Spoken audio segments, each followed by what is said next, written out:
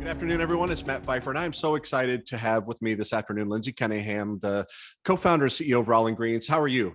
I'm good. How are you? Thanks for having me. I'm doing well. Thank you so much for making the time to do this. Like I said before we officially kicked off, I've really enjoyed getting to know your family and your business by way of so much that's been said and written and broadcast about the team. But before we dig into the business and what you all are doing now, tell us a little bit about yourself. I know that the business is based in Boulder, but talk a little bit about your upbringing and kind of the path that you took that led you to RollinGreens.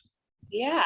So, we are a Boulder-based company, and I was actually originally born in Sacramento. My family is from Scarsdale, New York. My parents were high school sweethearts, and after high school, and then my father went to Wharton, and my mother went to NYU, and they said, we got to get out of New York. So it led them to California, and so that's where I was born. And when I was 7 years old, my father got a business opportunity in Boulder, and that's what led us to Boulder. And I ended up marrying a unicorn, which is Ryan, who he was actually born and raised in Boulder, and we're still here today. So very hard to come by. But I finished school at the University of Colorado at Boulder. And my major was journalism, broadcast news. I wanted to be an entertainment reporter, and I found myself as part of a page program at NBC. So I was at Access Hollywood and Nightly News with Brian Williams. So really had that kind of broadcasting background, which has helped a lot today with video creation and editing and a lot of the PR stuff. But it was in 2010, I was working at Noodles and Company, and my husband and I, Ryan Cunningham, wanted to start a restaurant. And my sister was living in New York City, and it was right as the food truck craze was happening. And she's like, you guys should start a food truck. And with my husband's culinary background and architecture background, we were off to the races building and designing our first food truck. And it wasn't until then that we learned about our family history. Well, I was going to say, because RollinGreens goes back to 1980, correct? Exactly. So when we were building and designing the food truck, we learned about Ryan's family legacy that was 35 years prior. They had Boulder, Colorado's original food truck in 1980. They did it out of a little truck, and his mother would make all the food and the dad would go out and serve. They had 3 kids and actually got pregnant with Ryan, being the 4th child. And they were like, we can't do this anymore. So they retired the food truck, but they are pioneers in their own right. His mother has had a plant-based culinary school for over 35 years. So Ryan, AKA Chef Co, his blood, everything he knows is food and plant-based for that matter. He was born that way. Well, let me back up, because you said something in passing that I want to make sure we don't miss. You said that you moved to Boulder because your father had a business opportunity. Was it a business that he owned, or was it an employment opportunity?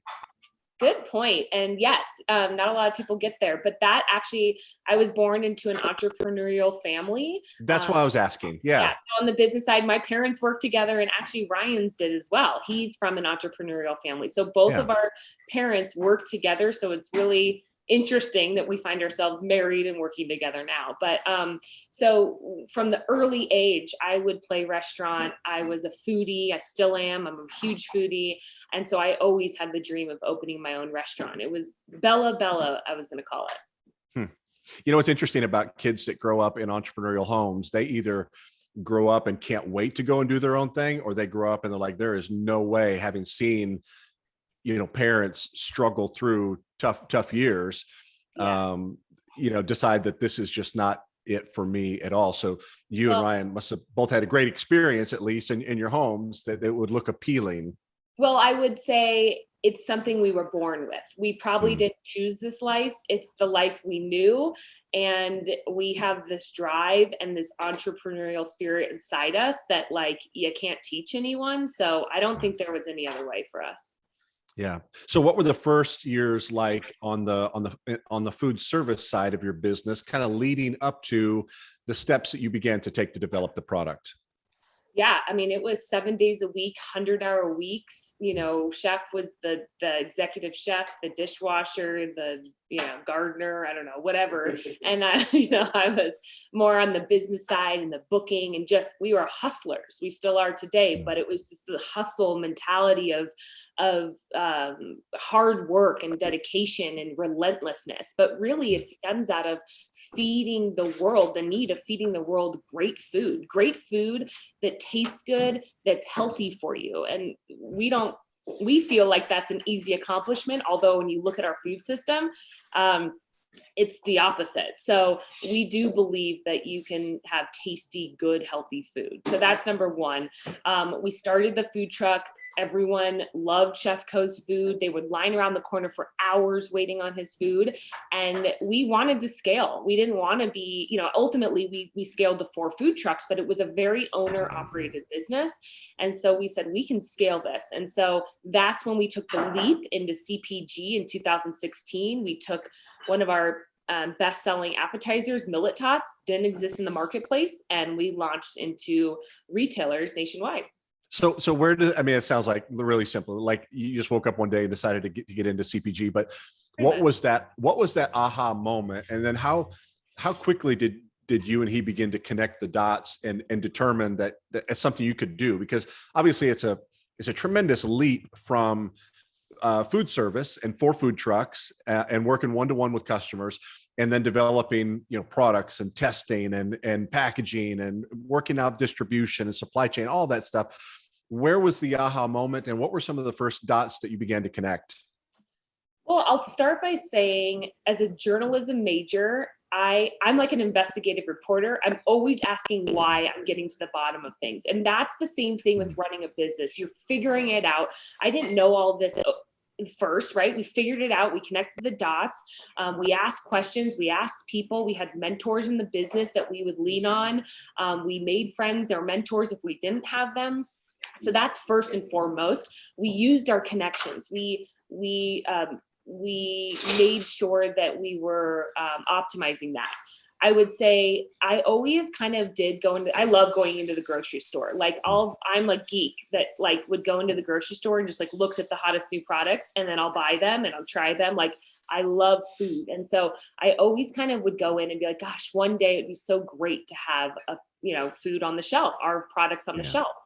And it actually though really stemmed from one day at the farmer's market. I was always usually working the front. I remembered everyone's name, very good customer service. Ryan was in the truck or the cart that we had built out. And it was the one moment I went to get a coffee, and I come back, I had somebody in my place, and I come back and she's like, hey, some guy from like Whole Foods just stopped by, and he's like, I want to put your tots in 30 of my hot bars.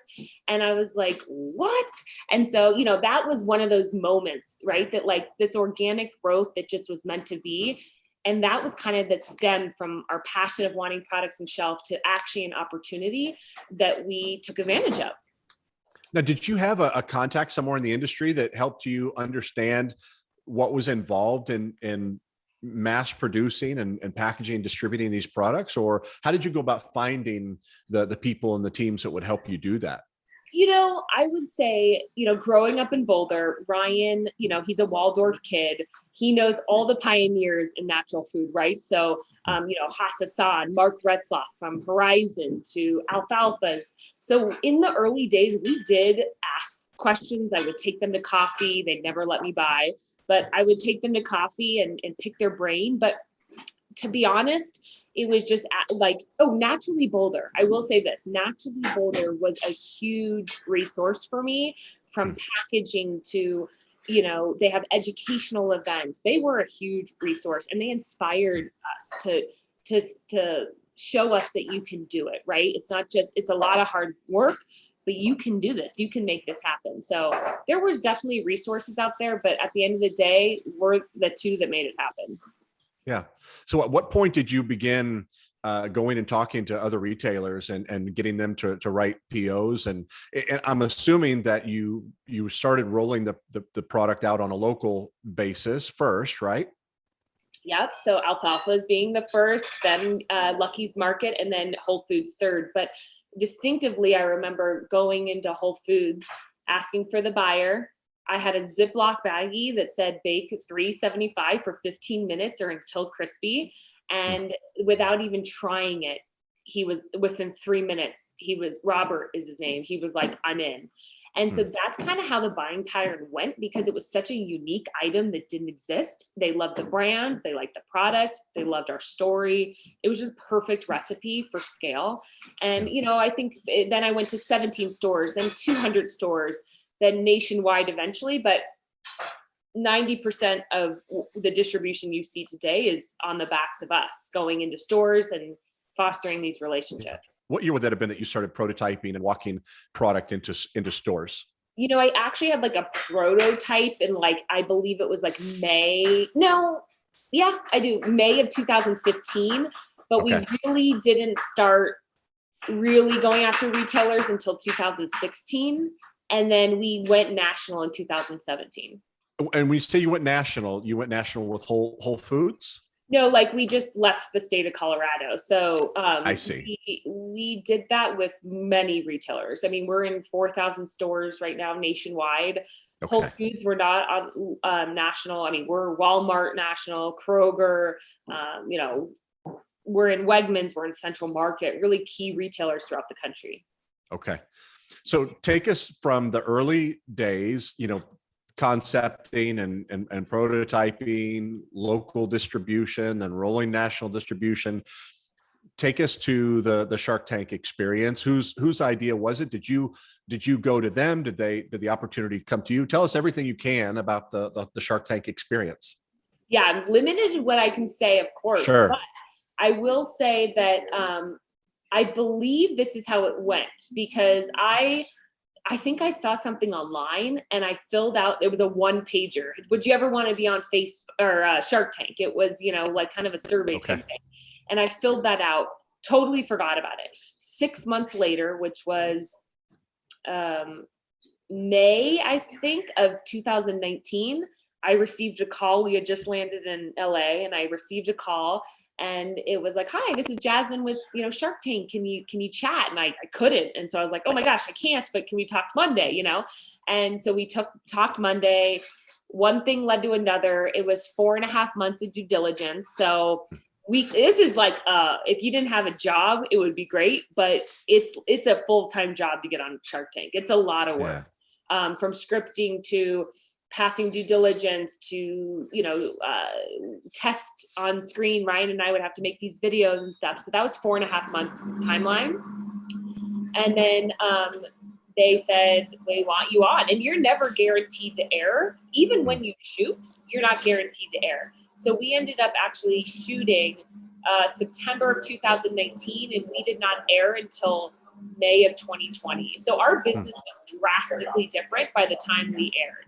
Well, and again, I'll be really careful because I have worked with other people that have been on Shark Tank, and I know you're extremely limited to what you can say, but during the episode, a deal was struck on air at least. And what can you tell us about, in broad terms, was that a good thing for your business? Was it a neutral thing? It certainly wasn't a negative thing. Just the exposure alone had to have been, very helpful. But on the whole, was it a good experience? Oh, it's a once in a lifetime experience. I mean, the odds are pretty slim of even getting on, and it does wonders for your business. I mean, we had almost a 400% growth rate afterwards. It catapulted our direct to consumer business. Our subscribers and newsletter increased 200%. I mean, it was just massive, the reach that Shark Tank has. And now we re-air on CNBC. So we get a boost every single time we air. So it is once in a lifetime, amazing. As far as the deal, I'll say there's a lot of contingencies. There's a lot of things that have to go through afterwards that don't always ultimately go through. So that's what I'll say about that. So I've spent a lot of time on your website. I was surprised. Surprise probably isn't the right word, but you ship your product frozen to anybody that wants it. Tell us about your product line, and what your business looks like today. Yeah, it's stupid, right? I mean, shipping frozen. I mean, who does that? But it's costly. I'll tell you that. So before we went on Shark Tank, we had no direct to consumer business because of that. We obviously didn't want to miss out on the potential revenue coming in from that. So we quickly got up and running. What we did realize is how expensive shipping and handling is to consumers for frozen products. I mean, they're paying $35 to $50 in shipping and handling alone. But I will say, when we were on Shark Tank, we were in 3,500, maybe 3,000 stores nationwide. And that was it. We had no other channels. So we had already set up QVC, but we hadn't aired yet, but we became a regular on QVC. We won Best Plant-Based Food Award this year, 2021. We got our direct-to-consumer business up and running online. We launched a shelf-stable product out of the need that we knew how costly shipping and handling was for frozen products. So that's one reason why we launched our taco meat. The other was, obviously, it's a direct meat replacement, 10 ingredients, no soy, gluten, high protein, very clean, healthy product, but really tasty. So there was a lot of things that transpired out of airing on Shark Tank. I think a lot. I was on the phone earlier this week with a company in Brooklyn, New York, that is very reluctant to sell direct to consumer because it costs so much fulfillment. It's one of those products that temperature control is so important. But I think a lot of companies don't recognize the power of a customer going and the power of advocacy, I think, is what I'm looking for. Someone buys from you and they love the product, but obviously it's very expensive to get it. Eventually that customer is going to go into their local store and say, will you sell this? And when enough people do that, obviously the store managers have got the ear of the merchants at headquarters, and it's a really powerful tool, especially today. I think it's more powerful now than it ever has. Just the power of advocacy, the power that shopper has to impact assortment at their store. So, and I'm sure that's probably what you all were thinking when you decided to do it. Yeah, I mean, at the end of the day, we want to feed the world healthy food. So however we can reach that consumer, right? So direct to consumer, people talk about Walmart being a bad place.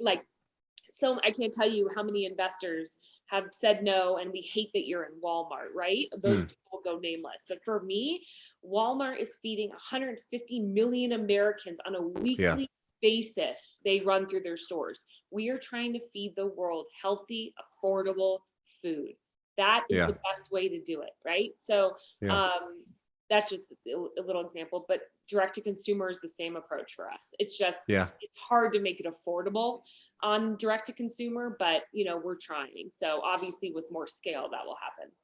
Yeah, it's really funny what you say about Walmart, because Walmart for the longest time did have a reputation as being bare knuckle negotiators. And but when you really get to know some of the people and some of the teams that have dealt with them, they'll say, they are definitely going to get everything that they can for themselves and for their customer, but they're fair and they always keep their promises. And on the whole, and my guess is your experience with Walmart has been a positive one.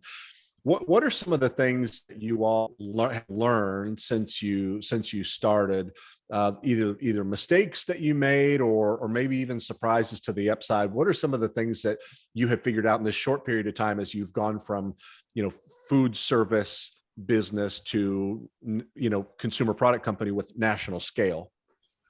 Yeah, I will say starting with a healthy margin is a must, right? So we've jumped through so many hurdles, but I think that if we had started, which we did, but there's a long story there of why it ultimately went down. But if we had just kept that healthy margin or made that the main focus and partnered with manufacturers that saw where we were going, believed in the product, and that could help us achieve that better margin, I think we would be in a much different place today than we will. We wouldn't have to, necessarily raise money. We could hire a lot more internally. So I would say that's a big thing we've learned. What's your organization look like today? And I think what I'm the most interested in knowing is, do you have a sales team that's going out from Boulder and representing you to retailers? Are you working with distributors? Are you working with sales reps? So we have always worked with third-party sales force and brokers, and that's what we continue to do today. So we go in and out of them. Like up until last month, we didn't have one for 2 years, and I was solely driving that. So not only CEO and head of every department, but driving sales. So we now actually just took on a sales force we're really excited about, and the growth that they'll bring. So, but we do utilize a lot of third parties, from co-packing to sales to brokers, accounting. But we do have a handful of people internally as well.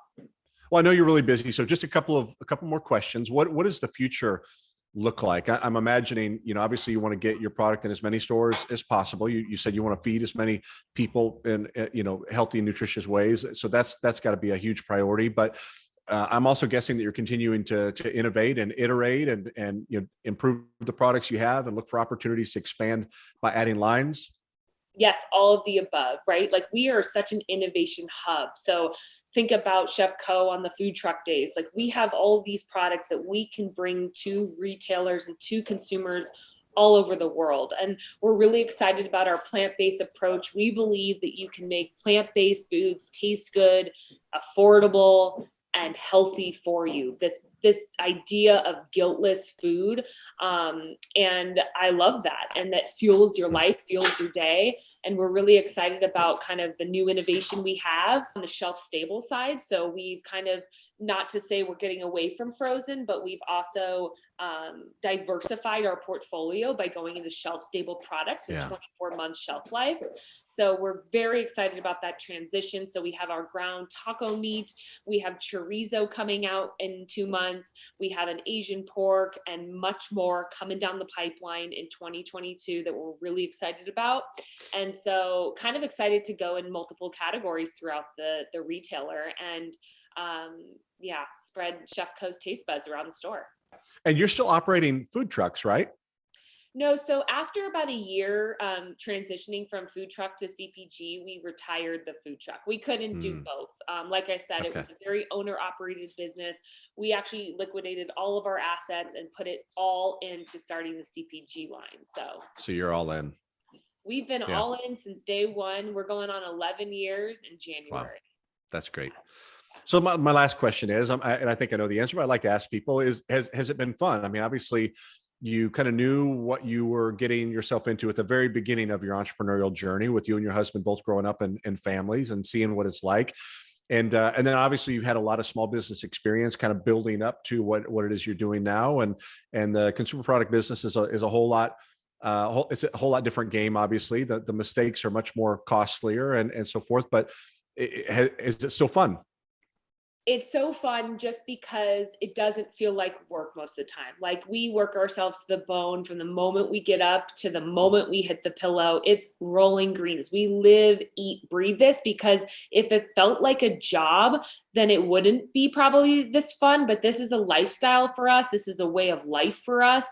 I also do think that there's a lot of self-care that needs to be implemented there as well. So you can't just be all in all the time. You need that break so you can kind of step back and see the bigger vision. But it's also incredible that I can do this with my husband, my business partner, my, best friend, that like we trust each other. I couldn't do this with anybody else. And both of our assets are so different and they complement each other. And so it's a win-win for us. I think having more help on board will make it even more fun for us, because we've been pretty burnt out, but because this industry can really get you. But I would say every day is a new day and it's exciting. And we're on top of the world a lot of days and also at the bottom. So it's a roller coaster. Yeah. Well, the thing that I enjoyed the most about kind of the research ahead of our conversation today was seeing you and he together on some of the local television and other television, and his eyes just light up when he's talking about the food, and it's incredible to see, because it's a grind, right? Entrepreneurship, business ownership, it is such a grind, but to have not lost a bit of your passion for what it is you're doing it's really remarkable to watch. So Thank you. Lindsey Cunningham, co-founder and CEO of RollinGreens. So nice to finally meet you and to visit with you. Congratulations on your success so far. I'd encourage anybody that wants to check out your story. You can find out so much about them, certainly on their website, rollingreens.com, and so much else. So thank you so much for making the time today. Happy Thanksgiving and best of success to you going forward.